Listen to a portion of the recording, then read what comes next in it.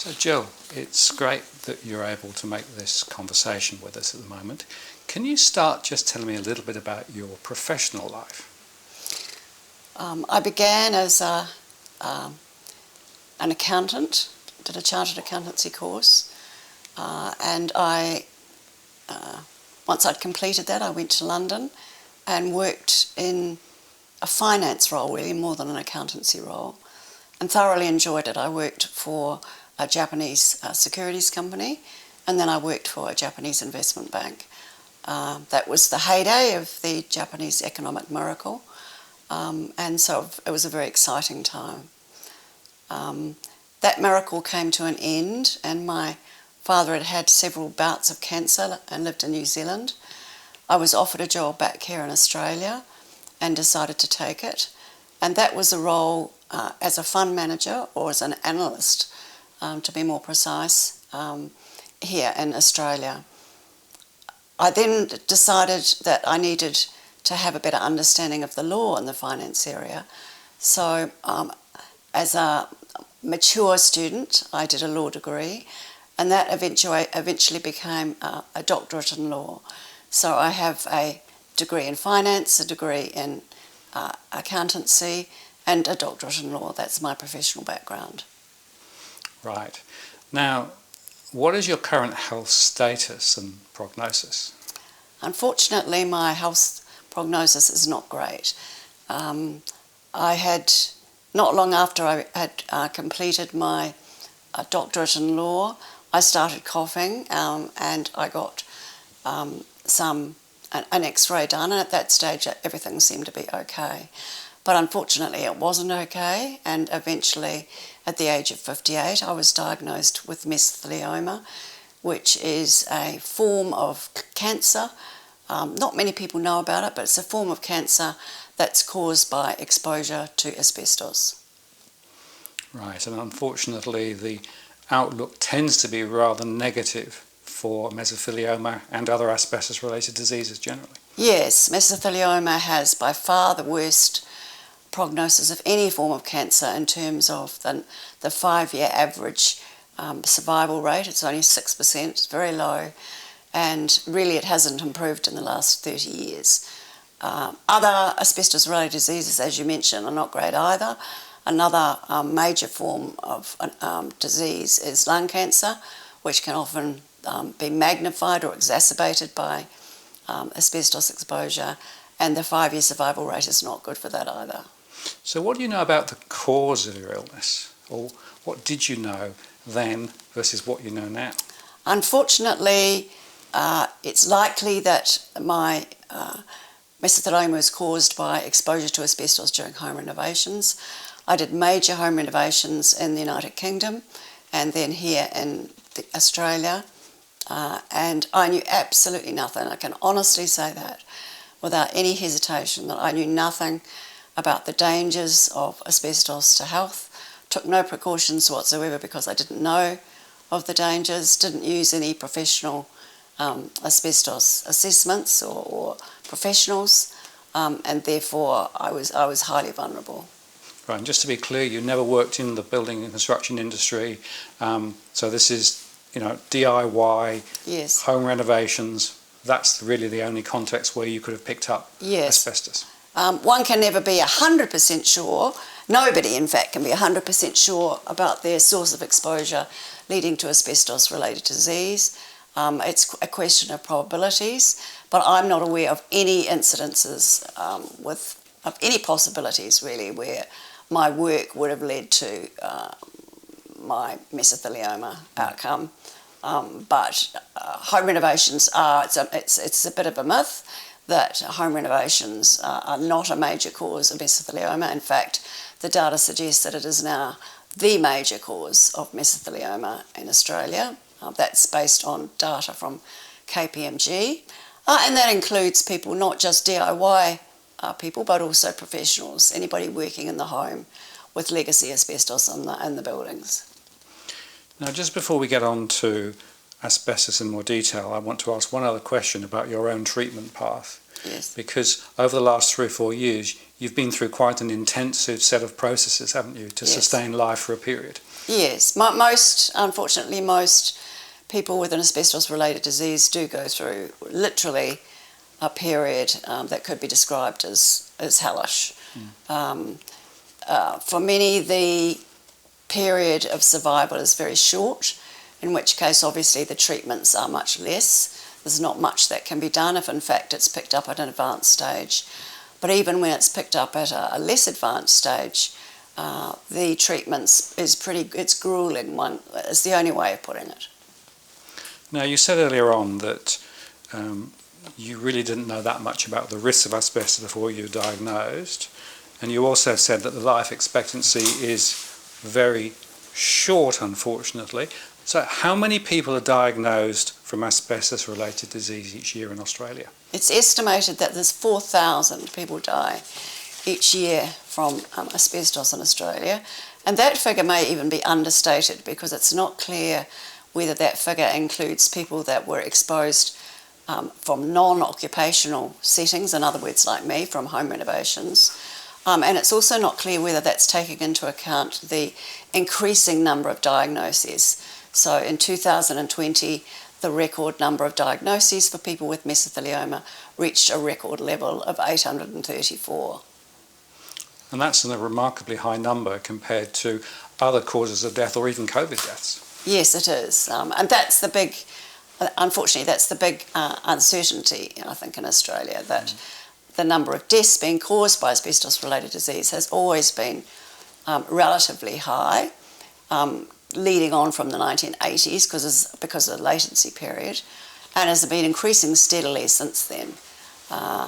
But our research suggests that the number of people that most people think are dying from asbestos-related disease is less than 50. So there's this enormous gap in perception of how many people are dying, and in fact how many people are dying. So it's a big unknown. Now, the other point is that the official story is often that asbestos is a work-related disease. It's an old man's problem. Yes. It'll go away. You know, you have to be working in the industry and exposed massively. But what's the real story? The real story is that it can vary, particularly for mesothelioma. So certainly in the earlier days, those that were most exposed to asbestos were those working in the industry, so in the traditional shipbuilding or manufacturing of actual products with asbestos in them. And for many of them, it was years of exposure leading to a disease. Although even then, there were people that were working in the industries for less than 5 years that still got these diseases. Mesothelioma is the area where the duration is much less important, and the medical research shows that there are many people around the world that are dying from relatively brief and intermittent periods of exposure. And you talked about research. You've spent the last 3 years researching the history and the status of asbestos, looking at it both locally and international. So can you tell me a little bit about, firstly, the industry participants in the asbestos story? So the two main manufacturers of asbestos-related products in Australia were James Hardie Industries and CSR Limited. They're the two main producers of the product. The products were banned partially, in particular for building products in 1987, and were then finally banned in 2003. However, what is not known is that many of those products are still sitting within public, commercial and residential sectors. And so the problem is certainly not over, far from it. Indeed, as I've mentioned before, the number of diagnoses of people with asbestos-related diseases is actually climbing. And we also know even today that asbestos-related products are still being imported. Yes. There was an ABC thing last week that Yes. just highlighted that. So this is not a story that's over. This is a story that's absolutely continuing. Yes, and that program was very important, highlighting the difficulties of products still coming into the country that with asbestos in them. But a much bigger problem, if you're going to look at the magnitude or the scale of the issue, is the legacy asbestos that's already sitting in the building. That's by far the biggest problem. Yeah. and of course it's sitting there rotting away, and the official view is don't touch it, but of course we know that that still doesn't solve the problem. Yes, it's not a matter of just not touching it, because unfortunately there's the asbestos, all asbestos weathers or it deteriorates over time. And for example, particularly, you know, the cement roofing, for example, some of it is now 50 years old. Some of the piping, the water piping, are very old. And so even without disturbance, the friable or the fibres from these particular products can become very dangerous even without major disturbance. So one of the points I've noticed is that some parts of the industry are trying to argue that asbestos is naturally occurring, right? Yes. Rather than it actually being created and mined out of the ground and distributed. What's your perspective on this concept of the natural occurring story? Yes, it's an interesting one. It's one that's been used for a while, but seems to be increasing. But I think it's primarily a myth. There is, of course, naturally occurring asbestos, because if it hadn't been in the ground in the first place, it could not have been mined. And there are still pockets of naturally occurring asbestos within Australia and elsewhere. But it is only dangerous once it's disturbed, because it tends to be sitting well under the ground. And so is of no danger to anybody unless somebody actually is going out there and doing mining or development of that particular land. So it's not really too far to say that if the asbestos was never mined from its original locations and never distributed, mesophilioma and asbestos-related diseases would not exist. I wouldn't say that it would not exist. It may exist to a certain extent, but yeah, the levels or the magnitude of the issue would be much, much less than it is today. So given the fact that 4,000 a year are potentially diagnosed or die, what's the current state of awareness in the community of the risks of asbestos-related disease? Our research suggests that the current levels of awareness and knowledge of asbestos is abysmal. And that's without any exaggeration. So we found that more than 2/3 of the more than 40,000 people that we interviewed or surveyed thought that asbestos was not dangerous to health or could not possibly identify it as being dangerous to health. So that's a pretty basic premise for understanding the difficulties with dealing with legacy asbestos. And then of the remaining people, their knowledge of the dangers, of the deadliness of asbestos was also, and also the deaths, the number of deaths from asbestos-related diseases was also poor. So overall, the levels of awareness and knowledge are very low.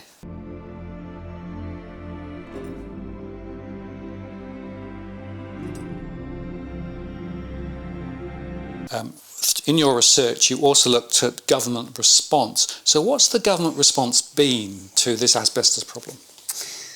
Well, the government response so far has been minimal, to say the least. There was a review held in 2012 of the asbestos management, and they made very sensible recommendations. However, as far as I can see, or as far as we can see, there have been no implementation of any of those key recommendations, which is deeply problematic. So at this stage, we have no policy implementations of anything that was recommended. So, for example, there's been no introduction of any mandatory asbestos assessments done in residential sector, which is deeply problematic, because in that sector there's very little policy implemented. There's been very little policy change at all.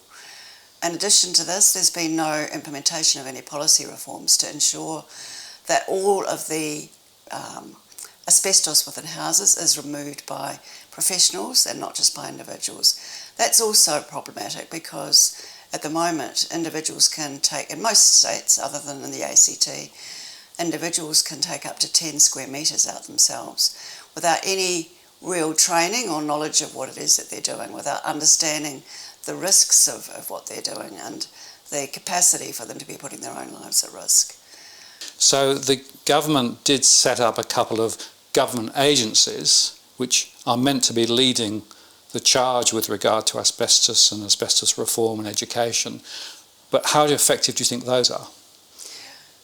Yes, it's hard to say how effective those institutions have been. But one can say that the aim of those institutions are to reduce the number of deaths from asbestos-related diseases. And on that basis, one has to question what they've achieved. At the moment, the number of diagnoses of people with mesothelioma is climbing and reached a record level last year. If one also looks at the progress reports that have been put out by this company, the latest one is 2017 and 2018. And when one looks at what it is that they've actually been doing, each of the individual states, really the substantiveness of what has occurred, it seems to be minimal.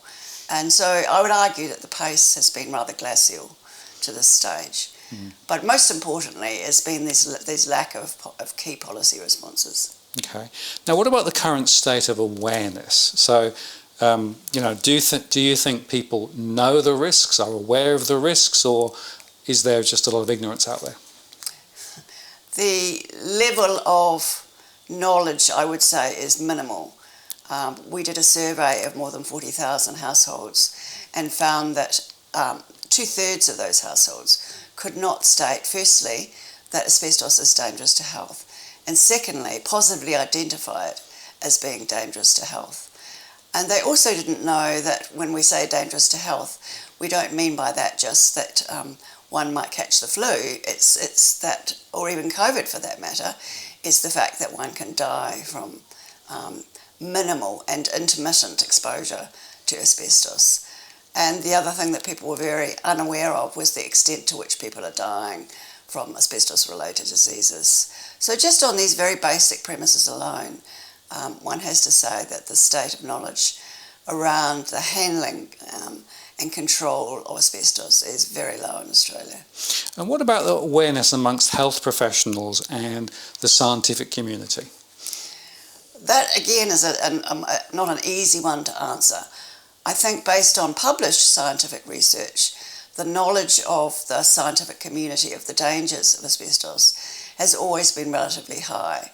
So there have always been those that have spoken out on the dangers of asbestos, even since the 20th century, beginning of the 20th century.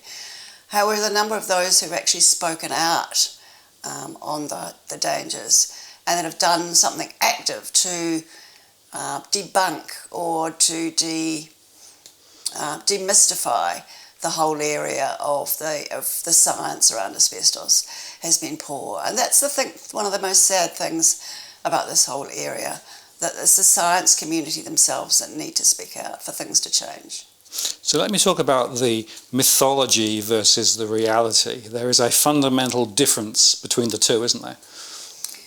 Yes, I wouldn't call it mythology. We tend to use the words misconceptions.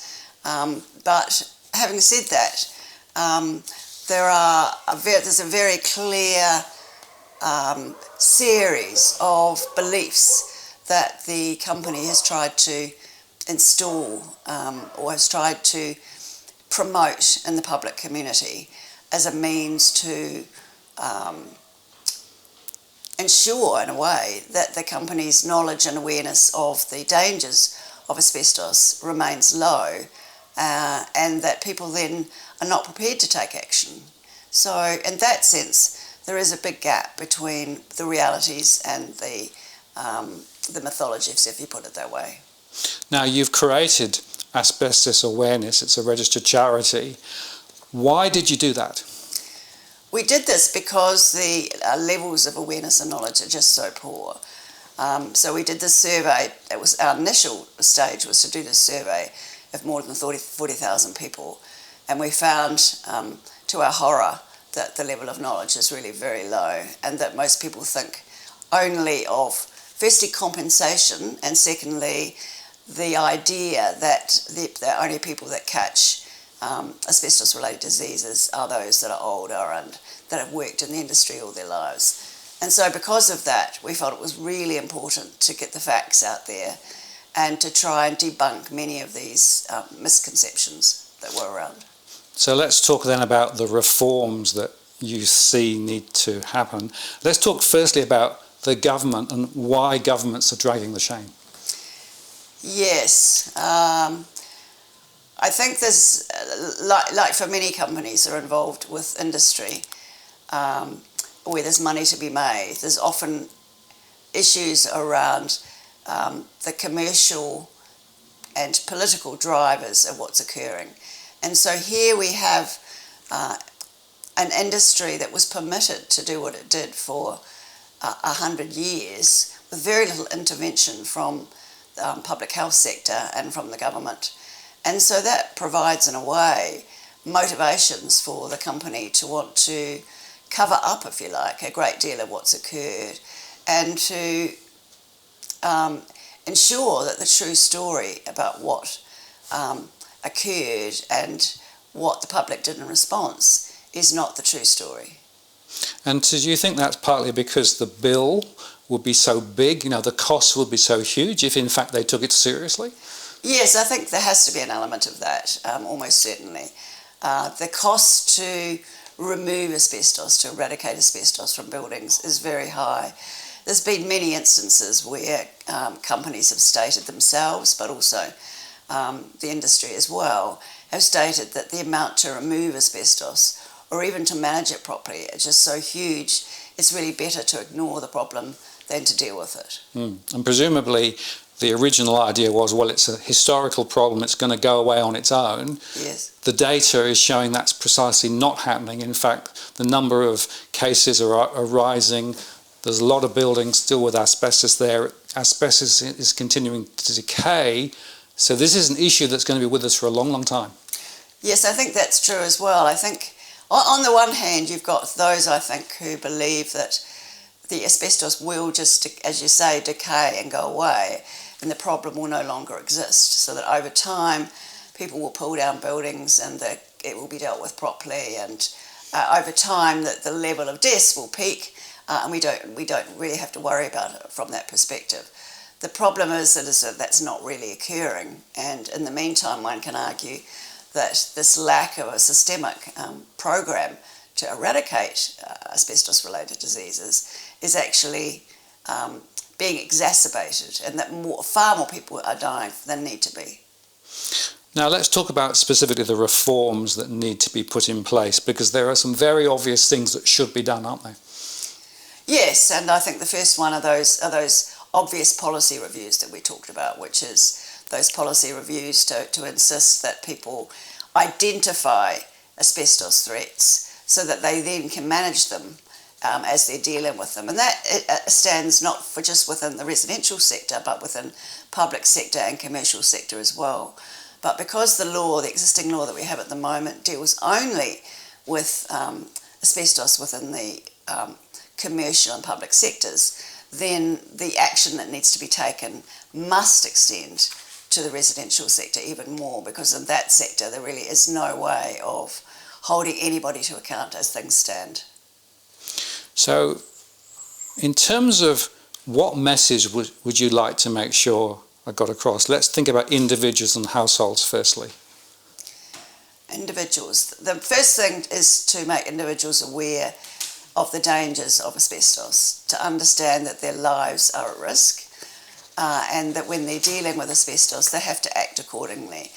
And that's not easy to do, because we're talking about risks that potentially are 40 to 50 years out, so it's easy for people to dismiss such risks. But the problem is that people can be exposed when they're children. This often occurs, and then people can lose their entire lives, entire retirement. In terms of the institutions, then if they don't deal with the problem, then what's going to happen is that the compensation that's currently being paid for by companies like James Hardie and CSR will shift to them. And so if one wants to think of it just on a compensation basis, that compensation is just going to move.